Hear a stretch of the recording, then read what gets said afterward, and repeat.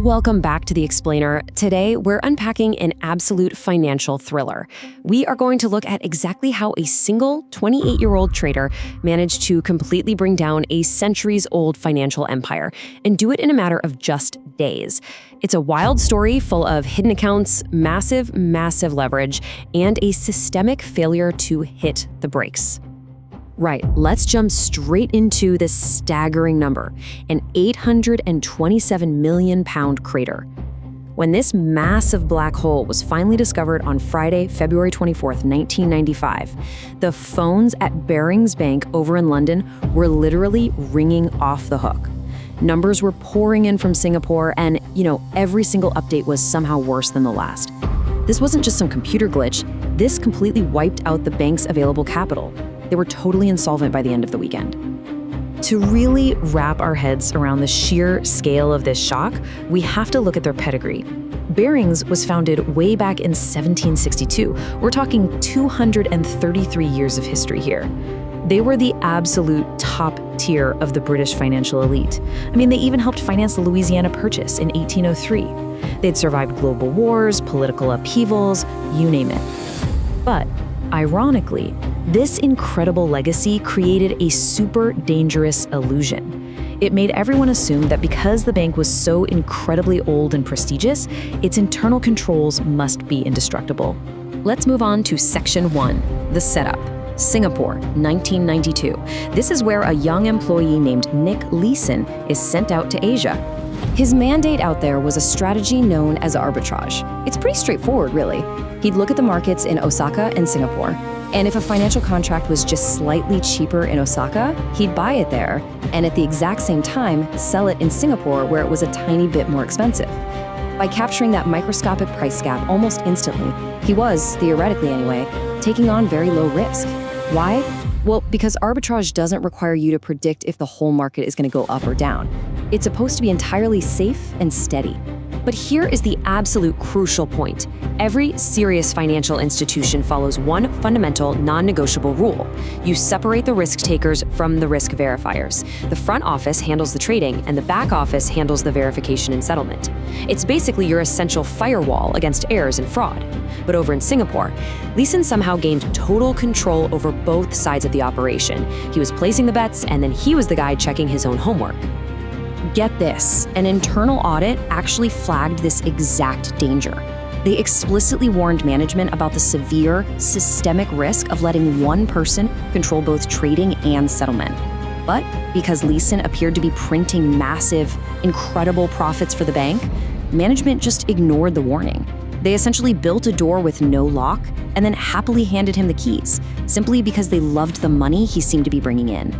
Which brings us to Section 2. The psychological trap. This is where we see how a mechanical, structural problem mutates into a deadly psychological trap. In July 1992, an internal error account was created with a number that is now legendary for all the wrong reasons in banking history, 88888.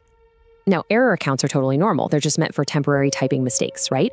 But Leeson started shoving his growing, unauthorized losses straight into account 8888.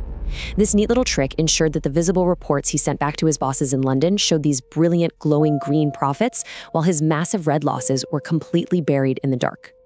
What is genuinely mind-blowing here is how fast this deception compounded. By the end of 1994, he had hidden a staggering 208 million pounds in losses. But here's the catch. To keep those losing positions open, he needed actual cash from margin calls. And because London thought he was this golden boy making incredible profits, they just kept wiring him the cash. They thought they were funding a massively successful desk. In reality, they were unknowingly financing a desperate, massive cover-up. At this stage, he's literally trapped in a doom loop. Step 1, suffer a hidden loss. Step 2, aggressively increase the bet to try and erase the past. Instead of just stopping and taking the hit, Leeson escalated into massive directional bets on Japan's Nikkei 225 index. He was essentially selling insurance against a storm, frantically chasing his losses, and doing it all while betting his life on absolute perfect market stability. He absolutely needed the Japanese market to stay completely calm. And that brings us to Section 3, the exogenous shock. An entirely unpredictable tragedy was about to shatter his incredibly fragile house of cards. On January 17th, 1995, a devastating earthquake struck Kobe, Japan. Thousands of people tragically lost their lives, and the financial markets just completely panicked. The Nikkei plummeted. For Leeson, whose entire hidden strategy relied on total market stability, this was a direct, catastrophic hit. The earthquake didn't create the underlying problem, of course.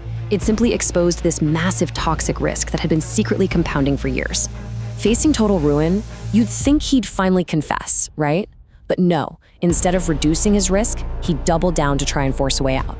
He bought even more Nikkei-linked futures, betting on a rapid, miracle recovery, and he used even more of the bank's money in a frantic, final attempt to force the market to rescue him. But as we know, the market has absolutely no obligation to save anybody. The end game was terrifyingly swift. On February 23rd, with the market tanking again and questions finally mounting, Leeson just fled Singapore. The very next day, February 24th, London staff finally uncovered account 8888 and realized the true, staggering £827 million deficit. By Sunday, February 26th, this 233-year-old institution abruptly ran out of capital and entered administration. Just like that, it was over. The aftermath is summed up so perfectly by this one highly symbolic number. In March 1995, the Dutch financial group ING purchased the shattered remains of the Barings Empire.